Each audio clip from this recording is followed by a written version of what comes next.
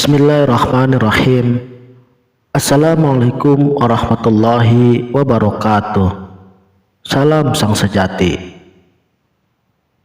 Alhamdulillah wa syukurillah wa ni'matillah wala haula wala quwata illa billahil aliyyil azim. Asyhadu an la ilaha illallah wa asyhadu anna muhammadar rasulullah.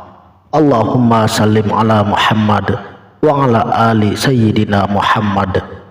Hasbi rabbi jalallah wa fi qalbi ghairullah. Nur Muhammad sallallahu la ilaha illallah. Amma ba'du. Bismillahirrahmanirrahim. Innani annallaha la ilaha illa ana fa'budni aqimis shalah. Aku ini Allah, tiada Tuhan kecuali aku. Dirikanlah salat untuk mengingat aku. Dalam kajian ini, admin sang sejati tidak menganjurkan untuk meninggalkan sholat yang sudah disyariatkan baginda Rasulullah Muhammad Shallallahu Alaihi Wasallam. Hal ini kami kemukakan semata-mata agar para ikhwan, khususnya admin sendiri, untuk dapat memahami arti sholat yang sebenarnya dan dapat menjalankan ibadah sholat dengan khusyuk. Sebelum kita mengerjakan sholat, kita diharuskan mengetahui rukun dan hukum-hukum sholat. Sebab hal ini sangatlah penting, sah atau tidaknya kita dalam sholat. Rukun sholat yang kita ketahui ada 13 rukun, dari berdiri hingga salam. Dan kami yakin semua pasti paham. Bila tidak paham, googling saja. Lalu hukum-hukum sholat terbagi menjadi 3 bagian. Pertama, hukum qauli, yaitu bacaan. Kedua, hukum fi'li, yaitu gerakan. Dan yang ketiga, hukum qalbi, yaitu masalah hati. Apa yang kita baca di dalam sholat, dari doa iftitah hingga salam, itu disebut hukum qauli. Sedangkan hukum fi'li adalah gerakan di dalam sholat, dari berdiri, ruku, sujud, dan duduk antara dua sujud, hingga tasyahud awal dan akhir. Dan yang ketiga itu hukum qalbi atau masalah tentang hati. Hukum qalbi terbagi menjadi 7 bagian. Pertama qasad, kedua takrud, ketiga ta'yin, keempat ihram, kelima mi'raj, keenam munajat, dan ketujuh tabdi. Dari ketujuh hukum qalbi itu ada 2 diantaranya yang menjadi peran sentral di dalam sah atau tidaknya sholat kita. Yang pertama qasad, artinya menyatakan niat. Apa yang sebenarnya niat itu? Apa yang sering kita baca saat memulai sholat? Itu bukanlah niat, tetapi lafaz niat. Lafaz dan niat itu berbeda. Ini kaji tasawuf, bukan syariat ya. Sebelum kita mendirikan sholat di dunia ini, Allah Subhanahu wa Ta'ala sudah mendirikan kita sholat di Lauh Mahfuz. Jadi sholat yang kita lakukan saat ini hanya pengulangan dari apa yang telah berlaku pada diri kita di Lauh Mahfuz. Haruskah Allah kita beritahu? Misalnya, saya niat sholat fardu zuhur lillahi ta'ala. Coba baca di zaman Nabi. Adakah beliau mengajarkan lafaz niat demikian? Adanya lafaz niat tersebut dari Imam Al-Ghazali. Makanya beliau disebut Hujatul Islam. Tetapi bukan berarti kita harus menghilangkan lafaz niat tersebut. Hal ini masalah furu saja oleh para ulama, tidak perlu diperdebatkan. Kita kembali kepada apa itu niat yang sebenarnya. Yang sebenarnya niat itu tanpa huruf dan suara, sebab ia beriringan dengan segala gerak dan diam kita.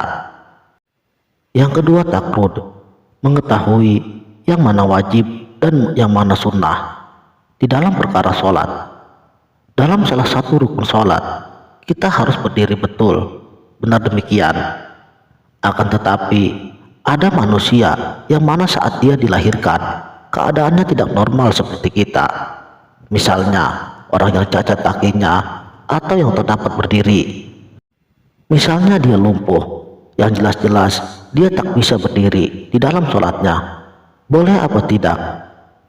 Tentu saja boleh. Islam itu mudah. Islam itu rahmatan lil alamin. Allah tidak akan menyulitkan hamba-hambanya yang ingin mendekat kepadanya.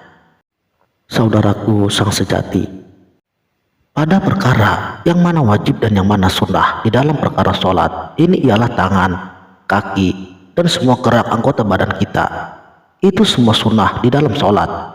Dan kewajiban utama di dalam sholat ialah hati yang selalu berkekalan bersama Allah Subhanahu wa Ta'ala. Yanzuru ala qulubikum, Allah memandang hati kamu. Oh iya, dalam perkara sholat pun ada yang namanya rukun tumakninah, yang artinya diam tanpa membaca apapun di dalam sholat, dan ini hukumnya wajib. Bila ia ditinggalkan, sholatnya tidak sah. Lewat Suluk Wujil, Sunan Bonang sudah menjelaskan perihal hakikat sholat yang sebenarnya.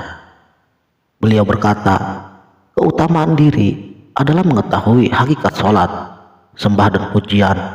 Sholat sejati tidak hanya mengerjakan sembah raga di dalam tataran syariat saja, mengerjakan sholat 5 waktu.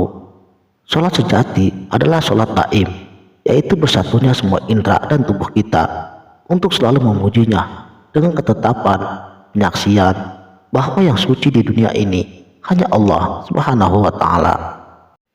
Lebih lanjut, Sunan Bonang juga menjelaskan tentang cara melakukan sholat daim lewat Suluk Wujil.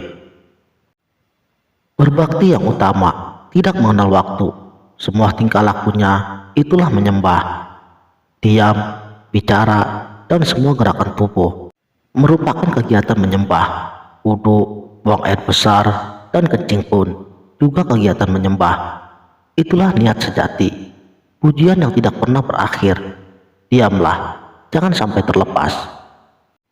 Maka lakukanlah sholat daiman, berzikir hanya untuk mengesahkan Allah, mentauhidkan Sang Maha Perkasa di dalam segala aktivitas kita, di seluruh waktu yang kita lalui, di segala tempat yang kita singgahi, dalam kondisi apapun yang kita alami, baik suka maupun duka. Jauhar awal yang menimbulkan sholat daim. Sholat daim tidak perlu menggunakan air wudhu untuk membersihkan hadas, tidak diisyaratkan. Itulah sholat batin yang sebenarnya.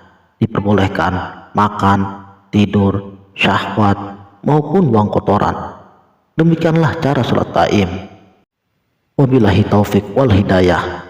Wassalamualaikum warahmatullahi wabarakatuh.